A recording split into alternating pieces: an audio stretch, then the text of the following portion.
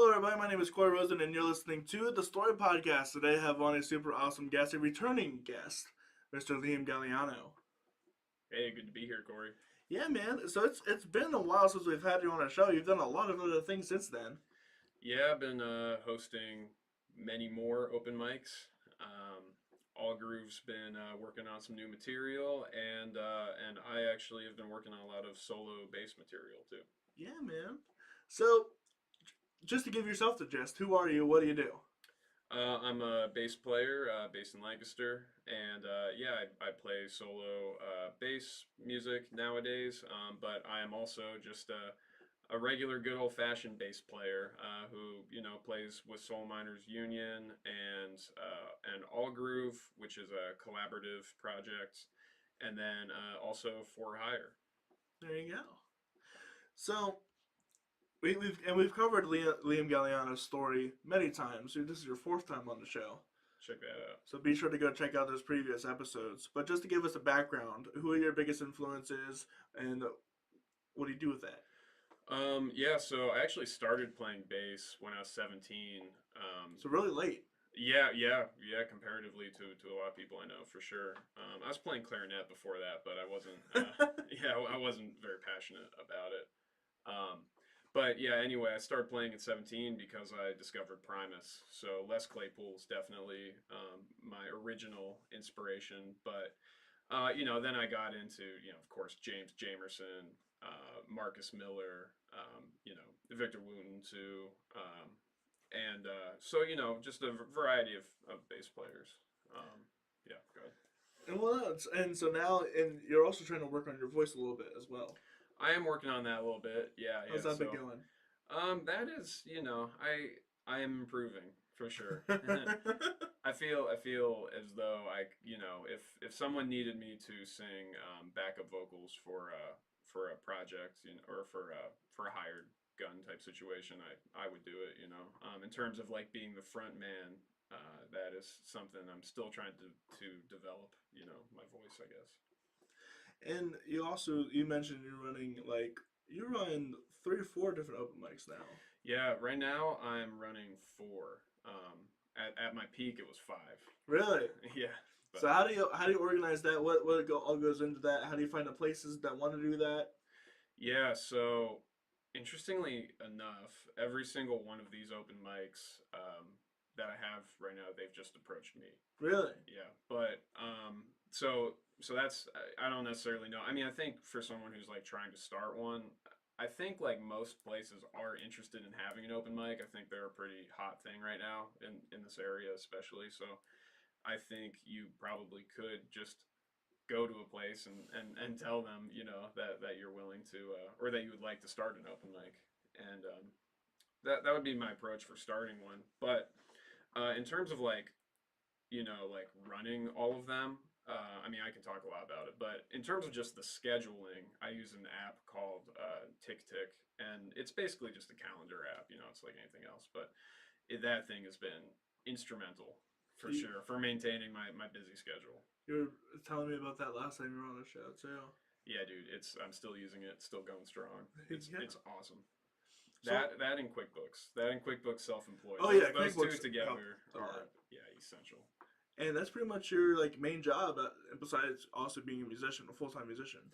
Yeah, dude. Yeah, the open mics make up a good portion of my income nowadays. Yeah. So how do you go about advertising and stuff like that? Because I feel like that's where artists really struggle with. Yeah. So I don't know. I mean, I don't know that I'm necessarily the best at it. I've people have told me that like I do a good job promoting, so hopefully that's true, and they're not just saying that. But yeah, I mean, I try to because I have so much stuff going on between being a hired gun, gigs with my bands and the open mics. I like it's not uncommon in a week that I have like 5 gigs, so I try to promote stuff like 2 days ahead of time, Hmm. because rather than like if I'm doing like a whole week or 2 weeks, it starts to get kind of like it's kind of too much to manage. Right. So I'll normally try to do 2 days ahead of time because something I found is if you just promote stuff the day of, most people don't even see it Until like 2 or 3 days time. after. Yeah, that happens to me all the time. Like Oh yeah. people post something that I would have liked to like go to, and I don't see it until it's 2 days past or something. So that's kind of my approach. I try to post a lot on my stories. I've been posting once a day on like Instagram and TikTok and all that, and my numbers are not not particularly impressive, but we'll get there. For sure. Consistency.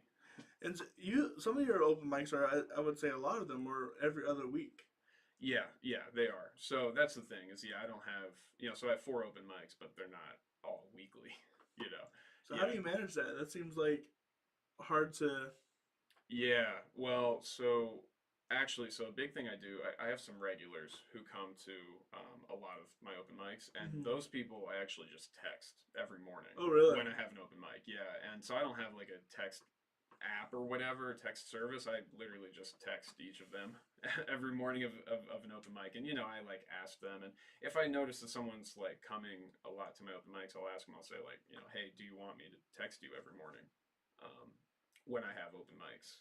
And so, yeah, I have maybe like a dozen people now that I just text every time I have an open mic. That's cool. That's nice. Yeah, man, That's what you got to do, I guess. yeah, right, yeah, and it works, and they're they're happy because they're people who like really like to come to the open mics, so they ask me to do that. And then besides that, I just post about it. I try to make like um, a new image each week for each open mic. I use Canva, and I usually will do like a collaborative post with the venue. Yeah, that's something very nice that Instagram does.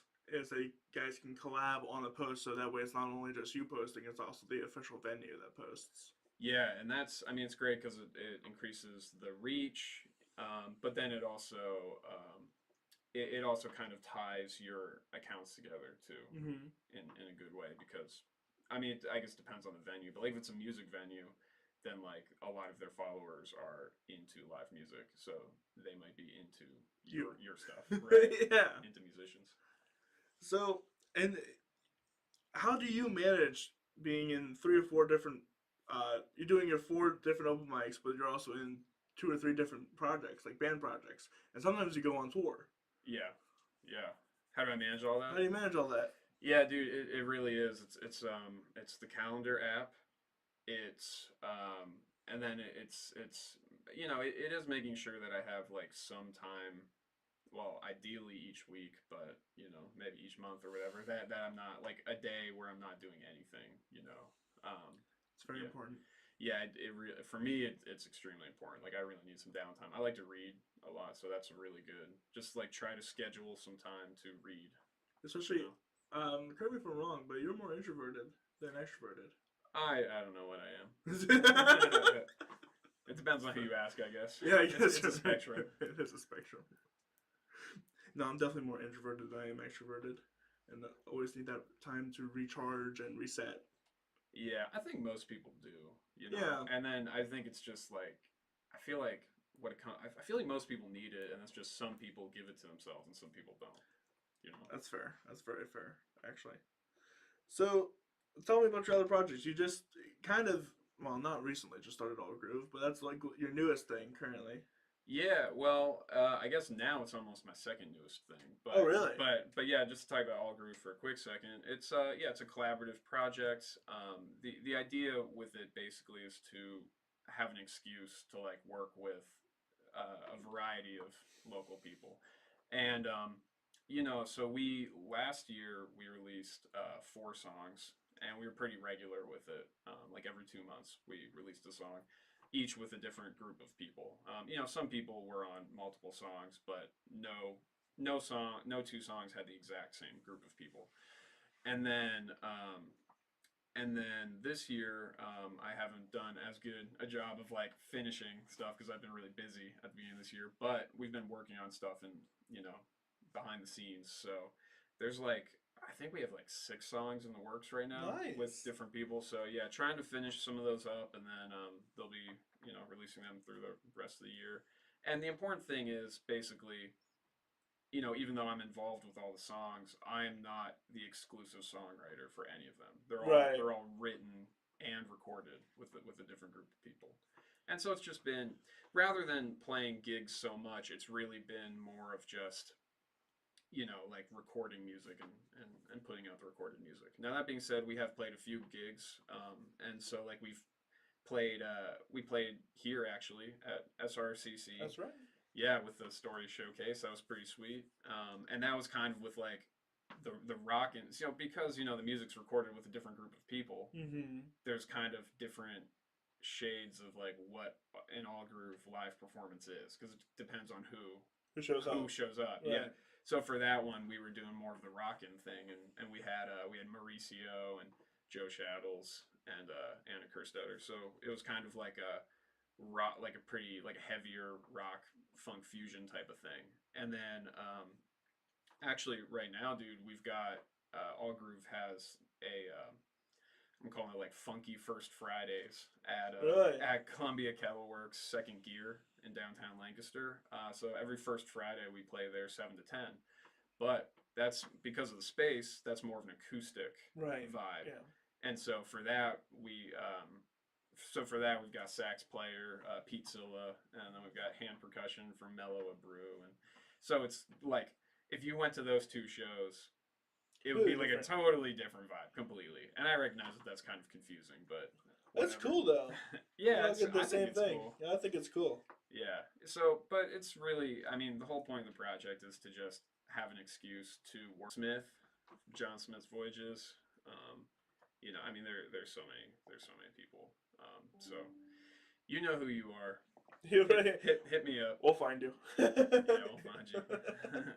Yeah, no, me and Liam got some cool stuff coming up too. Working on some of my original stuff.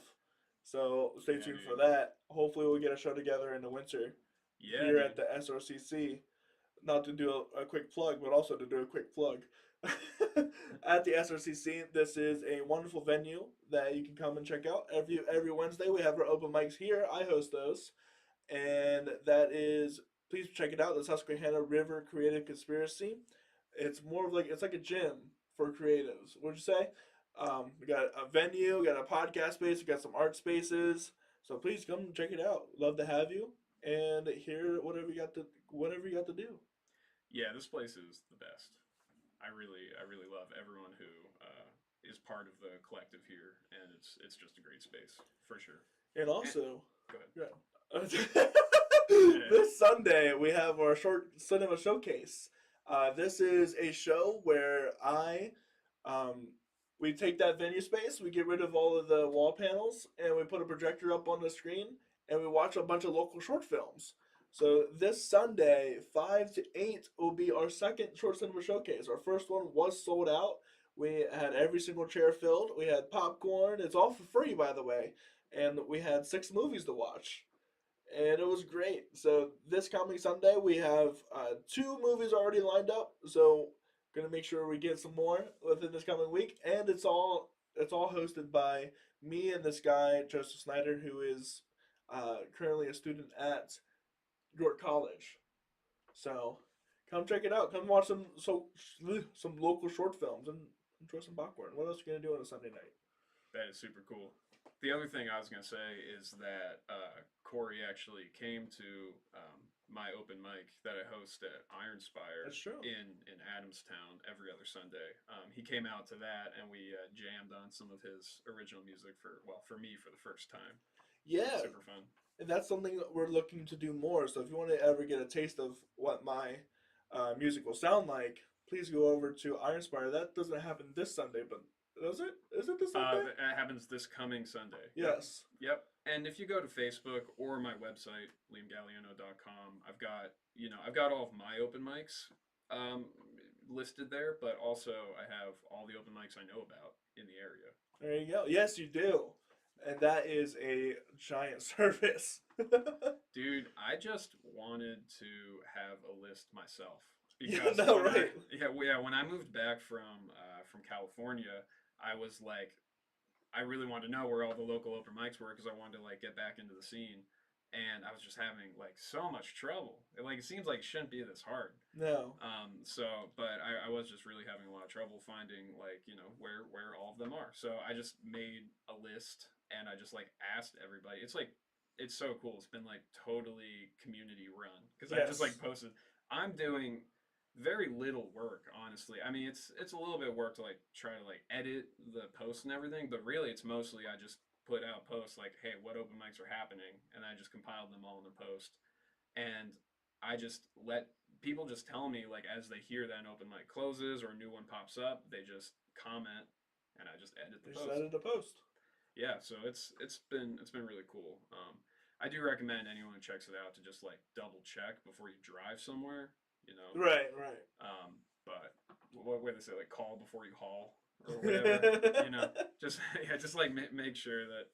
But it's mostly up to date, and I also have them listed on there in order of how sure I am that they still exist. So if you look under like any specific day, like the one at the ones near the top, I'm like Or definitely happen. I'm pretty sure they're happening. Yeah, yeah. Yeah, no, that's an incredible service. Yeah, please go check out Liam Galiano's service Facebook page. That's what it is. Yeah, it's it's Um, on it's just pinned to the top of it's my pinned to the top. personal Facebook page.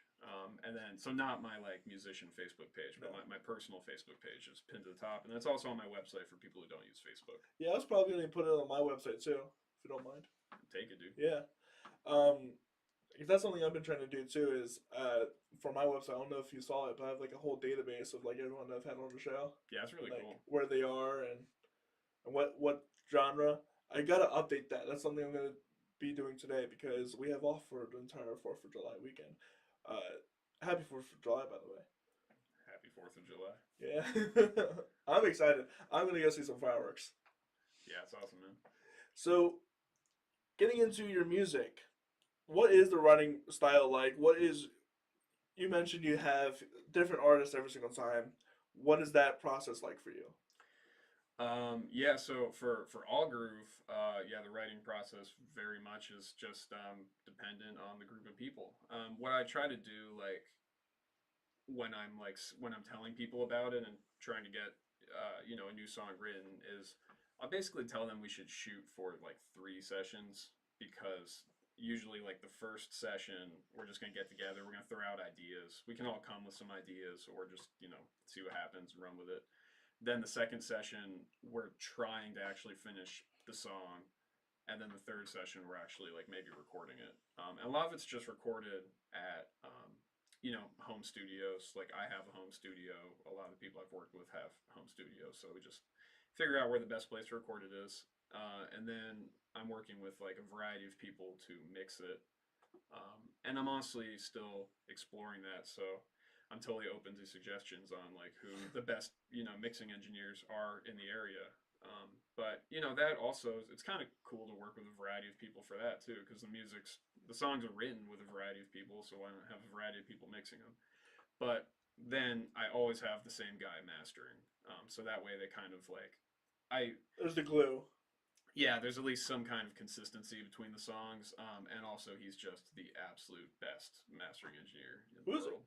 His name's Jeff King, and he's in Okay. Lancaster. He's not on Facebook or any of that stuff, so he's not the easiest guy to Super find. underground. Yeah, but if anyone wants to like message me or whatever, I can give you his email or whatever to get in touch with him. But yeah, he's the best. He sets up guitars too, Oh, that's it. and he's Taylor certified, which is really hard to get. Yeah, That's so if you have a Taylor guitar, he's the guy. He's a pro. that's incredible. Yeah, That's really cool. and he's really detail oriented. Not unlike me. Unlike me, he's very nitpicky and like he will like he does not make mistakes because he'll just spend as much time as he has to like make it perfect. That's awesome. I very much, yeah. So like for me, actually with songwriting and well, maybe more with recording, I am not a perfectionist at all. So I very much am a believer in just like record the song, make sure it doesn't suck. Right, of But, course. Yeah. make sure you're at least like pretty happy with it, and then just get it out there. Right, because you And could spend forever just, turning knobs and dude, on drums and whatever. you really can, man. And the thing is, like, sometimes you make it better when you work on it more, but sometimes you make it worse A lot of times to make it yeah, worse. honestly, like sometimes the magic is just in the first couple takes, in Especially the when you initial become idea. like ear numb to everything. Oh yeah, dude. I'm really bad at mixing. I've mixed some of my stuff myself, and I'm never doing that again because because yeah, I become totally numb to it after I've recorded it, and then I'm mixing it, and I just need to I need to take breaks every 10 minutes, to like reset my ears. No, absolutely. Get more years on your project, the better. Definitely. Years that you trust, at least. Right. So, well, we're gonna play some of your songs. We have some. Let's talk about Little Windows. Cool. Yeah. So that's the all groove song I gave you. That's the most recent all groove song. But that being said, it's still a couple months old. But because I'm doing a bad job of finishing these songs. But um, so yeah, it was written by me and Anna Kerstetter, and we actually wrote it a while ago as a duet. But we just always thought it would be so much cooler with a band. So we got together with Aaron Taylor, who I would be recommending him as a drummer you have to call for gigs. But he is in the military right now, so Oh wow. he's not available. But if he get when he gets out of the military, luckily he's in the military for drumming actually. Oh, that's so So cool. yeah, so that should tell you how amazing of drummer he is, because those are not easy gigs to get. Not easy to get. But anyway, so he's playing drums, he's killing it, and then Eric Dielmaida on saxophone. And Eric just had a kid actually, so Did he? congrats, Congrats. Eric and Corinne. But that so he has been less available for gigs and all that recently. But this was a great opportunity, I think, to get him to still play some music, because he's recorded it at his own house, and basically this song was written originally. This actually was originally Anna's lyrics that she just wrote some kind of small poems, and then we're like, oh well, we can kind of, these have a through line of little windows into people's lives. Oh, that's cool. And so we stuck them together into a song, and then it's originally it almost had sort of a creepy kind of vibe. It's a little bit eerie. You'll hear there are three bass tracks, and so there's a chordal bass track, and then there's a low kind of traditional bass track, and then there's harmonics, and so together the bass had this really eerie vibe. And so we were like, how can we make it even more eerie? So we were looking at Black Star by David Bowie, which is one of my favorite albums of all time, by the way. Definitely check it out if you haven't. And kind of trying to channel the insane saxophone sound on that album. So if you listen to that, you'll probably hear that connection a little bit. And then the one last thing I'll say is something that's a little interesting about this song is that it builds the entire time. So unlike most songs where you kind of go up and down and up and down, this one just keeps going up and up and up. Well, let's take a listen to Little Windows by All Groove.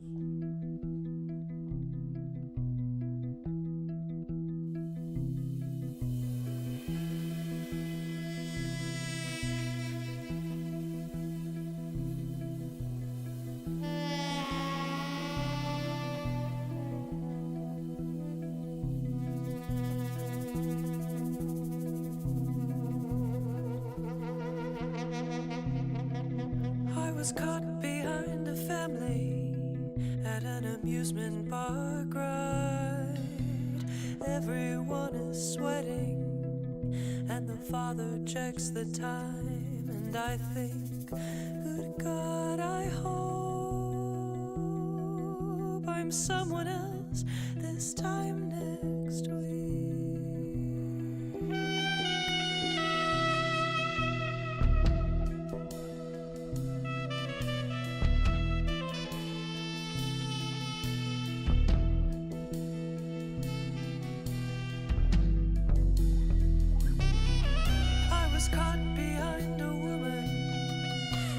Crying at the store, buying coffee and cigarettes, but needing something more, and I think, good God, I hope that nicotine is strong enough to dry her tears.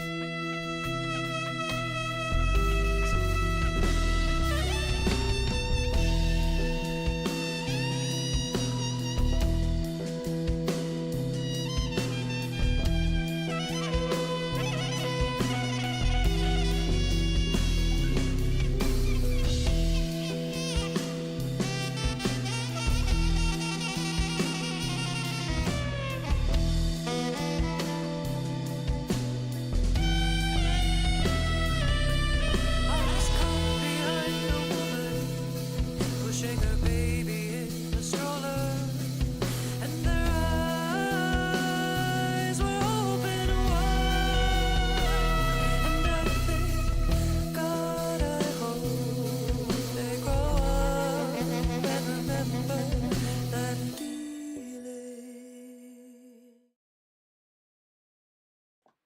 And that was Little Windows by All Groove. Yes, sir. So you've also been doing your own bass stuff. What goes into your mind when you're making your own like little bass tracks?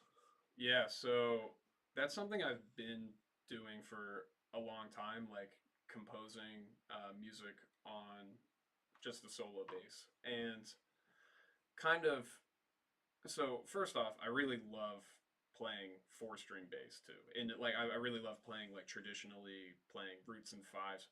Actually, dude, one of my favorite things in the world is to play upright bass and just play, boom, boom, boom, Like just like the country 1/5.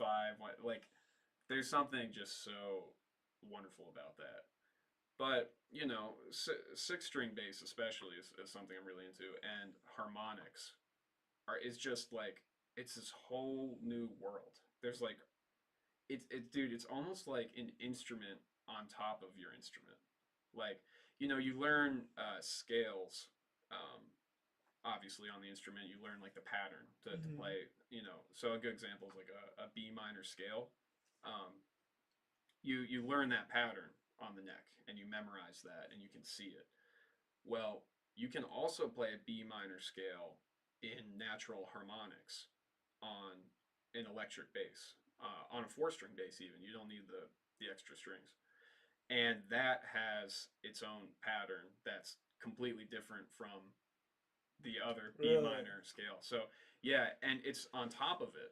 It's like layered on top because, like, without getting into it too much, like the beginning of a B minor scale normally would be second fret, fourth fret, fifth fret on the A string, and then the beginning of the harmonic would be like just above the third fret, and then the fourth fret on the D string, or sorry, yeah, and then the fifth fret on the next string up. So it's like this, like it's like a at an angle kind of. So the idea is there's this whole other instrument with all these different patterns. And I was a math major, so Sure, yes. I'm kind of obsessed with patterns. This is your I bread really and butter. am. I really am. So, and so there's this whole, like, all these scales and all these things you can play on a bass. Normally, you can also play in natural harmonics, like an octave or two octaves up, in harmonics, and it's so cool. I've had so much fun, like like the Gorillas, Feel Good Inc., like that bass line, boom, boom, boom, boom, boom. I'll like you can play that bass line in harmonics, Oh, really? like an octave up. Yeah. So I've spent like hours like transcribing, like playing like a famous bass line, and then also playing it in harmonics. And it's just, I don't know, I'm kind of obsessed with it. Like the sound of harmonics, especially when you put like reverb on there, optionally chorus, it kind of like it sounds like this like haunting kind of like bell or something. I don't know. I mean, this one song that I just recorded this past weekend, that I sent you, it's got like, I like recorded it and I'm like listening to it. I'm like, this almost sounds like are they steel drums or what's that called? Like the round instrument with they play the mallets. Yeah, You know what I'm talking steel about? drum, like the Hawaiian. drum. Like it almost sounds like that. Like it's like That's cool. crazy. I mean, you can tell me what you think it sounds like, but yeah, it's, but like it almost like it does not sound like a bass. But then at the same time, you can play bass notes. And so I guess like this is a very long-winded like way to answer your question of like what am I thinking about when I'm composing on it, but I'm trying to think of still playing bass notes, and also playing something higher, whether it's like something that's kind of a melody, I guess. It's basically, and when you're writing chord melodies, you a lot of times all you need is the melody and a root note. You don't normally need to have like a whole big chord in the middle, to deliver the information.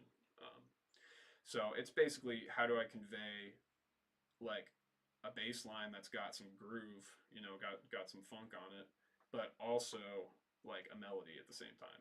And it is super challenging. And there are guys like John Ferrara of Concerted Source, who's just like the master. He does it with two-hand tap. So he's like literally tapping like the low notes with his left hand, and then his right hand is like playing melody kind of thing. And That's it's just, cool. Oh, it's amazing. But the way I've been approaching it more has been with harmonics, because the other thing with harmonics is if you want to play a high note on a bass, you need to go really high up on the neck because it's a low instrument. Sure. But if you play that same note as a harmonic, it's actually within like the first 5 frets still. So it's easy to reach. It's easy to reach If both you know what a you're low doing. note and a high note at the same time. That's cool. Yeah. So, and the other thing is it's kind of largely unexplored. I mean, there's Jocko, of course, and then there are lots of other people nowadays who do play harmonics on bass, but it's like if you compare it to like guitar or something, Right. like the bass or like violin or something, like the bass is such a new instrument comparatively. The electric bass is such a new instrument, and so this kind of like sounds, these kinds of textures are just like unexplored. And the bass territory. instrument has never been a melodic instrument. Not Yeah. as much as it is currently. at Yeah, least. yeah, sure. Yeah, there's definitely a lot to explore there. And there's good reason for that in some ways. Oh, sure, yeah. Because It's the foundational. register, yeah, Yeah. you need to be thinking about how can I get something in a higher register so that it computes as a melody and not Right. like as a bass line. So, but so it's a challenge for sure. But I sort of think like limitations in music create a space for creativity, because if you have to innovate because of all of these like limitations and challenges that you have to overcome, then well then you will. You know what I mean? Yeah. Like it's gonna like I feel like this like I don't know. I've always been obsessed with originality and kind of like innovation, and again like Les Claypool being my first bass influence, very much like that guy doesn't play like anyone else. Immediately that you're listening to Les Claypool. Nobody sounds like him. Period. And the stuff he plays is like a lot of people would consider like not not even like bass playing or whatever. And in a way it's not. It's like I mean it is that's the thing is there's a difference between a bass as an instrument, the electric bass or the upright bass, and then bass as a roll. So a keyboard can be a bass. Mm-hmm. The left hand of a keyboard. And so I love doing both. I just love the electric bass all around. I love the instrument. So I absolutely love being in a band and playing just the low notes and staying out of everyone's way. And just, like I said, playing the root and the fifth is like, there's something so satisfying and wonderful about that. But I also love exploring the total other side of the instrument, Yeah, and who knows? Maybe even the tuba has like pieces written for it specifically on its own. You know what I mean? Totally. So who's to say that you can make a whole piece based off bass? It's cool. Totally, dude. Yep. It's all about serving the song. Sure. Yeah. And Absolutely. if you're exploring like a country or a pop song or something, then you do not serve the song with harmonics. No. That being said, there are some songs that have harmonics that you might not know, like "Use Me" by Bill Withers. You know that song? That yeah. So it's like an old Motown tune, but yeah, it's got harmonics in the bass line, and you don't even know they're there. Like you don't register them as like being there, but when you know that they're there and you look for them, you realize, oh, this is adding like a little bit of harmonic information that actually really contributes to the song. You know, it's like super subtle. But anyway, that's getting off track. Most of the time, you stay within the lower 5 frets. They say on bass, there's the upper register and the cash register. Right. So you stay in those low, the first 5 frets, and that is so. Even just that, dude. Even that limitation is so awesome because if you're playing a C major scale or triad in a bass line, you can play, start on that 3rd fret of the A string, play that C, and then move up, to the E and G like you'd expect. Or if you're telling yourself, I want to stay low, I want to stay within the first 5 frets of these bottom 2 strings, the E and the A string, you play that C on the 3rd fret of the A string, but then that E, you play down the octave in the open E, and it just like that sound is just, it's amazing. It's a nice sound, yeah. That's a nice sound, dude. Yeah. Well, let's get into your most recent, not even a release song yet. Yeah. Windfall. Yeah. So yeah, Windfall. I just wrote this weekend. So like I think I recorded it 2 days ago, and then I just kind of mastered it yesterday. There's not really mixing with this because it's literally one bass track. So so the whole process of mixing, I guess, is just maybe figuring out the reverb kind of. So and then just mastering it. So I think I'm still gonna tweak that side of things a little bit. I'm very much learning how to master. So I'm probably gonna tweak that a little bit. But yeah, this song, basically this came about because I have a nature video that I took in my backyard of just leaves falling. And I was just watching that, and I'm like, how can I turn leaves falling into a song? How can I convey that with just a single bass track? So that's hard. That's what, yeah. So that's what I try to do here. You can decide if that is true or not. But basically, the main thing I was thinking about is descending, like a descending melody. And this melody is very much scale based. Like it's nothing like crazy, but just because I feel like if you played this melody on a guitar or something, like or on a bass without harmonics but just like up an octave, it would just sound kind of like, I don't know if boring's the right word, but it just like it would just it's like a scale almost. Right. But the fact that it's played with harmonics, to me at least, like makes it really beautiful and kind of like haunting.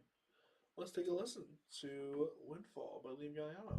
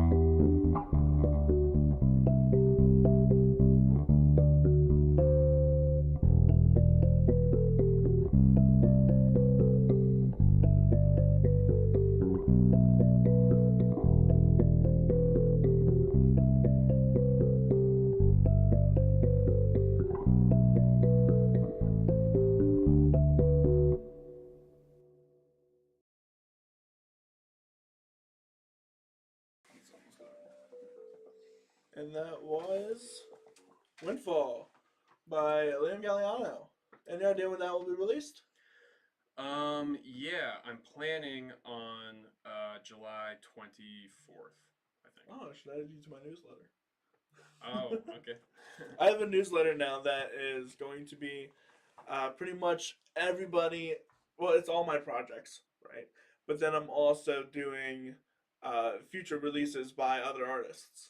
Oh, cool, man. Yeah. So Cool. Joe Segan is going to be releasing something this month, and so is John Milicic of Nice. Featherburn, Nice. and so is Burden of Guilt.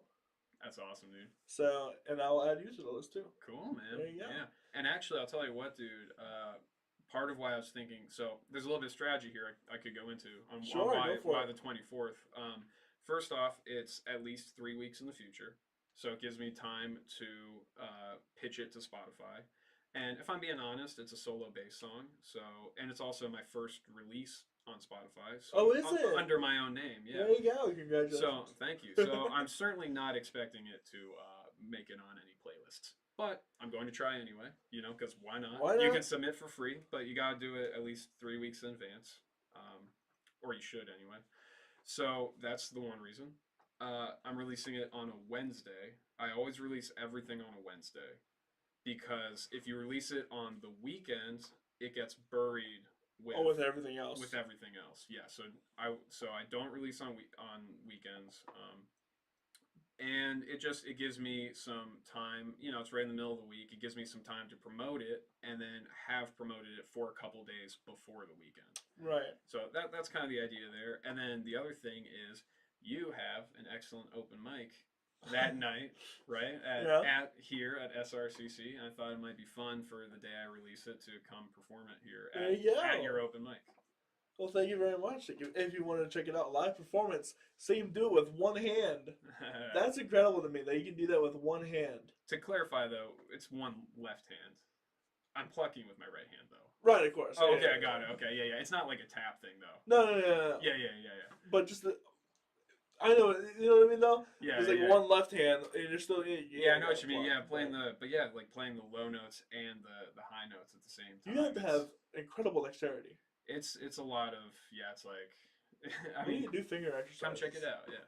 I used to do a lot of technique exercises. Yeah, I used to be really into that, for sure. And I think that really built a strong foundation for not having to do that so much anymore. But that was... Yeah, this is we're getting down.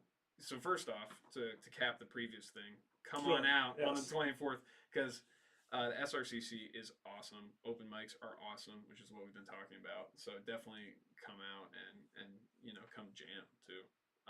But yeah, in terms of technique, I think it's really important when you're either when you're first starting is ideal. But, even if you've been playing for a little bit, working on technique is incredibly important because it's going to prevent injury, but it's also going to allow you to play stuff like this really does require a lot of stretching. Like, my hand really is, like, stretched out like this, and it is, it's not like, I'm not going to say it's, like, the most technically challenging stuff, but it is decently technically challenging, and if I hadn't practiced proper technique, thumb behind the neck so that I can curl my fingers appropriately, then I wouldn't be able to write something like this. So that's a really good reason to take lessons if you're not taking lessons. I almost think that's like the number one reason to take lessons is that a good bass teacher can teach you how to have proper technique so that you can play whatever you want to play without hurting yourself. And conveniently, someone is starting their studio sometime soon. Yeah, that's right. Actually, so as of today, I'm renting out a little teaching studio in downtown Lancaster. So definitely hit me up if you want bass lessons. I teach over Zoom and have for a while, but I will now also have a location in downtown Lancaster. So be sure to check that out. LiamGaliano.com. Yes, sir. That's LIAM. GALIANO. And if you just Google Liam Galiano, LIAMGALIANO, I'm the only one. There are no other Liam Galianos. Not yet. You gotta get you gotta get past the Liam GAL to the eye, because if you stop at GAL, you get Liam Gallagher from Oasis. Well, there you go. So he's the plague of my Google search. But if you if you get past the L in Galiano, then you're good. So, man, what you're talking about techniques. What are some techniques that you still want to work on, or some techniques that you want to work on in the future? Yeah. So something that I like, yeah, in terms of techniques, I could use a little more slap like chops. Oh, yeah. You know, and the thing is, I slap pretty well, and the reality of the situation is, I very rarely have an opportunity to slap because I'm all about serving the song, always in every situation, and it's kind of rare that slap is actually the thing that serves the song. Sometimes it is. You know, there are a lot of songs out there that are only, well, not only amazing, but they are especially amazing because of the slap bass line. But it's not typically the case. So it's something I haven't practiced as much. But there have been moments where I've been like, man, I would love to just like rip a savage like slap like bass fill right now. Also, the two-hand tap thing. So I do two-hand tap, like I was saying John Ferrara does earlier. But you know, I could be better at it for sure. And if I were better at it, I think it would unlock some more kind of songwriting opportunities. In terms of like basic technique, you know, like I said, I worked a lot on floating thumb technique, which this is floating thumb technique.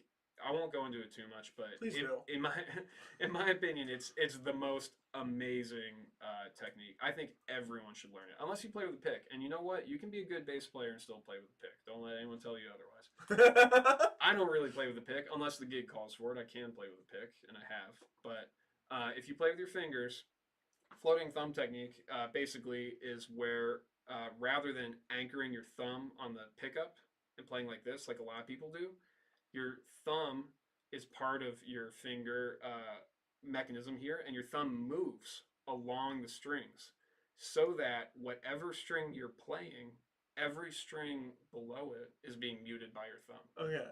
So it's incredibly important when you play 6-string or like or 5-string, like anything that has extra strings, because those strings can all ring out. Right. If they're not muted properly. But honestly, it's even important on 4-string too, because basically at all times you are only making noise from the string that you want to make noise from. So it's really weird at first when you first are learning it. So this is a really good thing to work on with me or another teacher. But it's like it clears up your sound so much. Okay. That's interesting. Yeah. This is a stupid question. Does anybody ever palm mute a bass? All the time. All the time. I palm mute all the time. Yeah. So that's another really great technique to learn, and I think it's being used even like more nowadays than you know was before. But yeah, that's a great technique to give you like a really fat kind of like muted sound that works really well. It works if you're trying to impersonate an upright bass. It makes your electric bass sound more like an upright. It works really well for certain genres. I do it every gig I play, every single gig I play. At some point, I am palm muting. Interesting. In the gig, yeah. Because if a song gets really quiet, like if it's loud and it gets really quiet, then I might palm mute that part, or yeah. Ever want to move the guitar? No. that instrument's cursed. No, I'm just kidding. I actually do. I do play guitar and I teach guitar too. But it's not my passion. No, absolutely not. I mean, as a teacher, my passion is whatever your passion is. Honestly, I mean, I think I love other people playing guitar. Like, it's a great instrument, and I'm happy to be able to teach kids guitar who really want to learn guitar.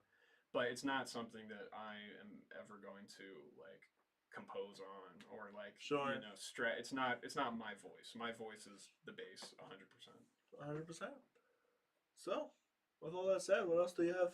What do you got going on? The big thing is opening that studio in Lancaster. So hit me up for lessons. I also, like I said, I teach guitar and I also teach ukulele. There you go. I do, yeah. That's awesome. Yeah, I have some ukulele students, and that, by the way, is a really great instrument to get started on because it's very easy. It's so easy. It's very easy. It's so easy. And honestly, bass is easy too. I don't know why everyone wants to learn guitar because bass is so much easier to get started on. I mean, it's hard to master, of course, but Sure. but it's easy to get started on. It's an you easy know? instrument to get your handle under. In two weeks, in 2 lessons, like I can have you playing a bass line that you really like. You know, like a song you love. Like you can play it on bass in 2 weeks. Yeah, no, Guitar is not like that. No, it is not like that. Although you can play like your Korean Survival stuff like that, the 3-chord songs. Yeah, but not in 2 weeks. I mean maybe, but it's a struggle. It is a struggle, and your fingers will hurt. Right. But so anyway, but yeah, so I'm teaching. I've got these open mics, and then the releasing this solo bass music finally because it's something I've been like working on for years. But now I'm actually making an effort to start putting it out consistently. So through the rest of this year, starting July 24th, you'll be seeing regular drops of solo bass material. So. Oh, with that said, thank you for coming on the show. Yeah, man. Thank you very much. It's always fun to come talk with you. Yeah. My hair's a little longer now, so maybe we're not getting mixed up quite as easily. I literally at your last open mic, we got mixed up. That's so crazy. It's so crazy. I mean, there is some resemblance, but even then, it's like I gotta cut my hair again. That's hilarious, man. Next time, if I come back on this next time, we should switch. And I was thinking like I should have just brought a denim jacket. Yeah, and I should I'll be like so welcome my new guest Liam Galiano. How are you doing today? I'm doing great. Yeah. Just got done playing bass. That's awesome, dude. Well, hey, my name is Corey Rose, and if you've enjoyed this episode, we do have one more song to hear from you, but we're going to have that as our outro. So, if you want to check out anything that I do, go over to CoreyRosenProductions.com. That's CORYROSEN Productions.com. We've got some really cool guests coming up, including Joe Segan coming up this Saturday. So, be sure to check him out. He's got a new song coming out this month that we will also be showcasing that day. So, with all that said, what else do I got going on? I've got a lot of stuff. This Sunday, we have the Short Cinema Showcase once again here at the SRCC, where we showcase local film from college students and from abroad. So be sure to come out, check that out. That's Sunday, July 7th at 5 o'clock here at the SRCC. Come get some popcorn. It's a free event. Otherwise, we have our open mics every Wednesday starting at 7 that I host. And with all that said, I hope you guys have a wonderful rest of your day. Let's listen to Squirrel. What's Squirrel? Squirrels. It was originally called Backyard Squirrels, but and again, it's based on a nature video of some squirrels I saw running around my backyard and jumping on trees and everything. But the first single, I'm calling it a single because it's 3 songs, but each one's only like a minute or 2, that I'm releasing on July 24th is going to be called My Backyard. So I figured I would just shorten the name of the song to Squirrels. Here's Squirrels.